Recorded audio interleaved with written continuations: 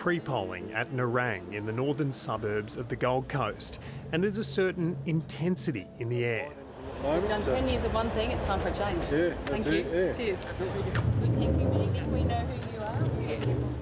We're just a couple of days away from the Queensland state election, and the two candidates know every single vote matters. That's why you see, so many of our volunteers here. That's why you see us speaking with every single voter that comes through the door, because it will come down to, maybe hundreds of votes. How are you? Nice to meet you. Hello. It is a long day and we're in the blazing heat in the middle of an industrial area in Narang. I actually learnt to dance up the road from here, and so it's a bit of a flashback being on Brendan Drive. This is the electorate of Gavin, held by Labor's Housing Minister, Megan Scanlon, on an 8% margin. My name's Megan. Nice to see you. Scanlon first won the seat in 2017, and at 24 was the youngest woman ever elected to Queensland's Parliament. Of the incredible responsibility that has been bestowed upon me. She's considered one of Labor's brightest stars, but is in real danger of being unseated. You've got two very able, articulate, intelligent, professional women, younger women, in a state that has been dominated historically by a masculine political narrative. We know this election is going to see some big swings to the LNP. And unfortunately for Megan Scanlon, she may well be caught up on that swing. I'm the only Labor representative on the Gold Coast, so I've always been the underdog. The election is being fought on issues that are familiar to people across the country. Public transport and cost of living are two of the biggest things that people raise on the Gold Coast. We're a growing community, but people are feeling the pinch in household budgets. The other issue that is front of mind is crime. Youth crime in particular, whether people have been affected by youth crime or whether they know someone that's been affected or whether they're just putting up security cameras around their house, those doorbell cameras. Are you going in? Representing the Liberal National Party is former Channel 7 reporter Bianca Stone. I did so much reporting on youth crime as a journalist. I wasn't seeing the solutions from the government. I wasn't seeing those strong laws that we need. I wasn't seeing the early intervention and prevention that we can have.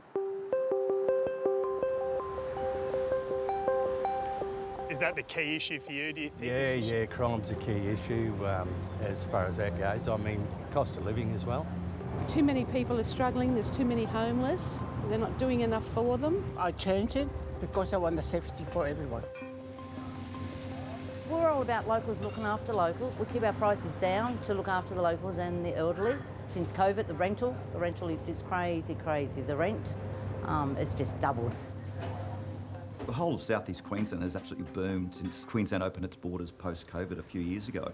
That's seen a huge explosion in real estate prices, as we've seen around Australia, but also contributed to the housing shortage, particularly social housing shortage.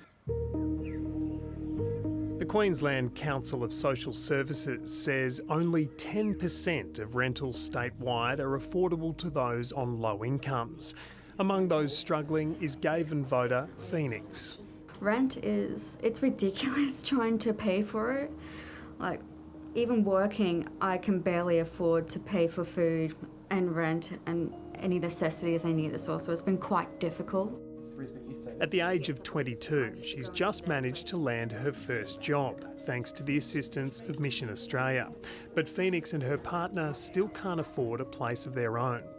It's really debilitated our mental health, especially his, I've noticed. He's quite down in the dumps just due to the fact he feels like he has to rely on so many other people just to get through. And like even myself, I feel like I can be much better as a person, but it's hard when you don't have a place of your own to call home. Time and time again, the LNP oppose affordable housing projects in this community, and that's not going to help young people on the Gold Coast. They have had 10 years to get it right, and if I look back even further, they've had 30 out of the past 35 years to get these things in place.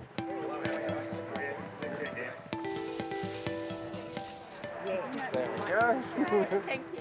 The LNP have long been tipped to win this election comprehensively.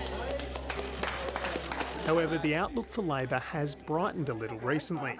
Good to meet you, Mark. My wife, Lindsay. Hello, Lindsay. YouGov and Resolve polling has revealed the margin between the major parties is narrowing, and Labor's Stephen Miles and LNP leader David Crisafulli are now just about neck and neck as preferred Premier. It's quite astounding that the Labor Party has put up such a fight. It's quite astounding that they've managed to turn the polls around somewhat. And there's no doubt that, for example, the abortion law problem for the LNP has damaged its reputation, particularly among women voters, particularly in Brisbane. I've heard a number of people raise abortion being the issue that is changing their vote. There are a lot of women out there who know who is on their side on this. It really upsets me, that campaign, because the abortion laws were changed 6 years ago. We have said every day there are no plans for change. In short, the LNP is still more than likely going to win this election. The swing will still be on in regional Queensland, and I think Labor will be punished quite severely in regional Queensland. And I think that Brisbane will probably hold up for Labor, and the LNP won't win too many seats in Brisbane at all. But the massive landslide that the polls had predicted just 2 months ago may not come.